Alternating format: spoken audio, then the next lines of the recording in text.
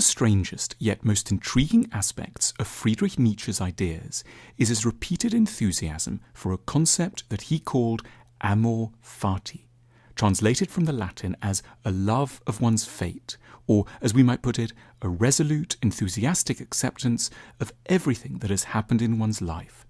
The person of Amor Fati doesn't seek to erase anything of their past, but rather accepts what has occurred, the good and the bad, the mistaken and the wise, with strength and an all-embracing gratitude that borders on a kind of enthusiastic affection. This refusal to regret and retouch the past is heralded as a virtue at many points in Nietzsche's work. In his book The Gay Science, written during a period of great personal hardship for the philosopher, Nietzsche writes, "I want to learn more and more to see as beautiful what is necessary in things. Then I shall be one of those who makes things beautiful. Amor Fati.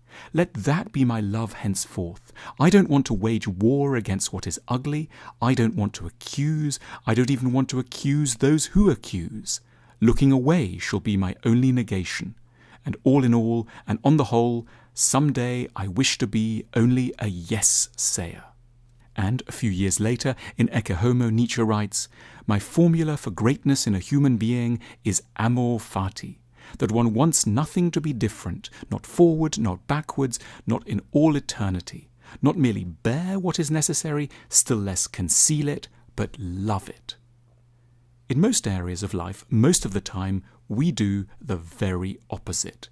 We spend a huge amount of time taking stock of our errors, regretting and lamenting the unfortunate twists of fate, and wishing that things could have gone differently. We are typically mighty opponents of anything that smacks of resignation or fatalism. We want to alter and improve things, ourselves, politics, the economy, the course of history. And part of this means refusing to be passive about the errors, injustices, and ugliness of our own and the collective past. Nietzsche himself, in some moods, knows this defiance full well. There is much emphasis in his work on action, initiative, and self-assertion. His concept of the Wille zur Macht, or will to power, embodies just this attitude of vitality and conquest of obstacles.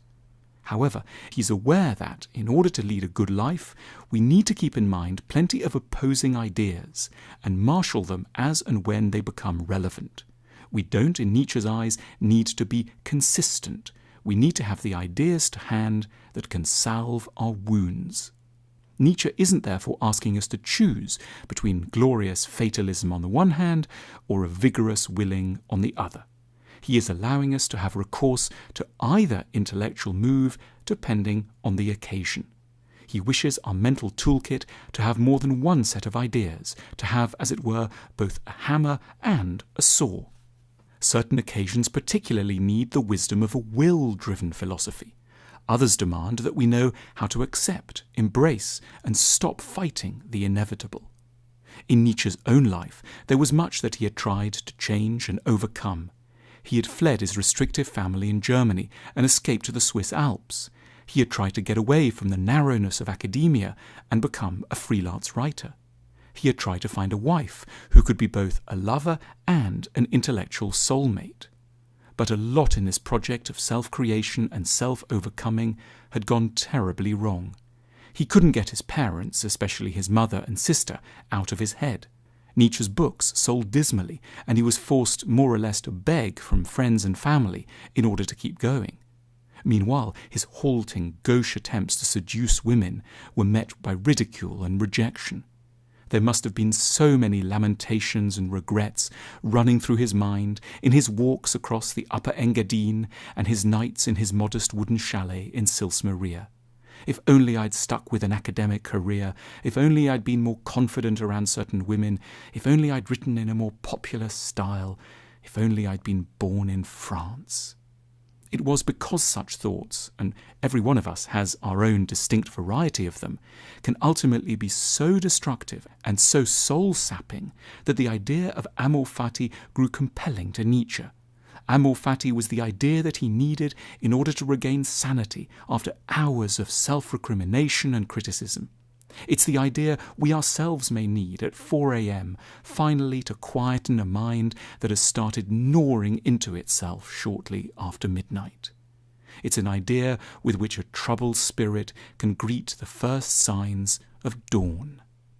At the height of the mood of Amor Fati, we recognize that things really could not have been otherwise, because everything we are and have done is bound closely together in a web of consequences that began with our birth and which we are powerless to alter at will. We see that what went right and what went horribly wrong are as one, and we commit ourselves to accepting both, to no longer destructively hoping that things could have been otherwise. We were headed to a degree of catastrophe from the start. We end up saying, with tears in which there mingle grief and a sort of ecstasy, a large yes to the whole of life in its absolute horror and occasional moments of awesome beauty. In a letter to a friend written in the summer of 1882, Nietzsche tried to sum up the new spirit of acceptance that he had learnt to lean on to protect him from the agony of regret. I am in a mood of fatalistic surrender to God. I call it Amor Fati, so much so that I would be willing to rush into a lion's jaws. And that is where, after a bit too much regret, we should learn sometimes to join him. Thank you for watching. If you want to learn more about the thinkers from our videos, check out our Great Thinkers book, available worldwide and now as an ebook.